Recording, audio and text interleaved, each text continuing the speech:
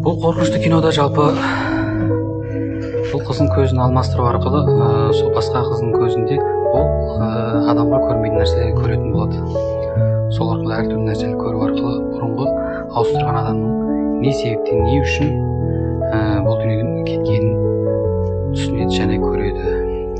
Сол өз басынан да қайталанады. Ең соңында жаңағы машинамен келген кезде ол алдын ала барлық адамдардың өлетінін алдын ала біледі. Өйткені алдында тұрған машина шығарылатын газын шығып жатқан. Сол үшін ол жанталасып барлық адамдарды шығарып қашуға дәріптейді. Барлық жаны ұшырта, бірақ соның өзінде де үлгермейді, бәрібір жарылады. Ішінде бірен-саран адам тірі қалады. Бірақ сол себепті оның да көзі қайтадан көзінің ішіне әйне кіріп, көзі көруден қалады, бірақ тірі қалады.